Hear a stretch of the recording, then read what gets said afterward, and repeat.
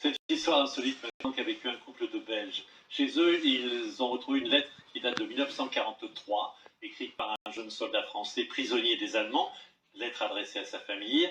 80 ans plus tard, ils ont retrouvé cette famille. Le récit de Vincent Lameau et Charles Iserlin. Ils attendaient cette rencontre avec impatience. Mondi va enfin rendre à Chantal cette lettre qui appartient à sa famille. On voit qu'elle est âgée, hein? Oui, bien sûr.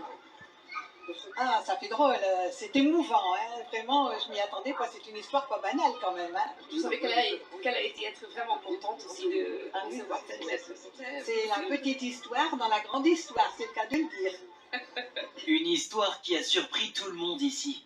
Il y a quelques semaines, Chris et Monty retrouvent dans leur Belgique une vieille lettre. En réalité, elle avait été envoyée depuis l'Allemagne vers la France par l'oncle de Chantal en 1943. L'auteur s'appelait Louis Allard. Le voici sur cette... Il avait 21-22 ans quand il était là au service du travail obligatoire.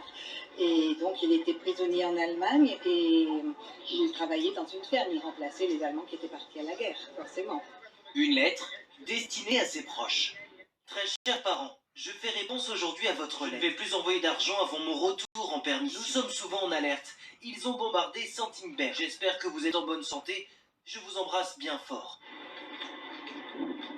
Le courrier est probablement arrivé jusqu'à sa destination à Armentières.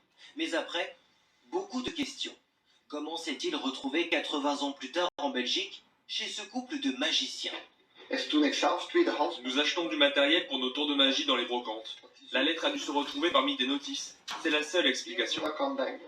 Ils ont alors posté sur les réseaux sociaux un message pour retrouver les origines de la lettre.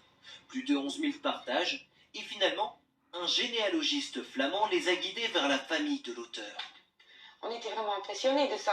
On n'avait jamais su que ça allait être si grand en fait. Chantal va désormais pouvoir ranger cette lettre parmi tous les autres souvenirs. Des médailles, des lettres qui ont appartenu à ses parents ou ses grands-parents.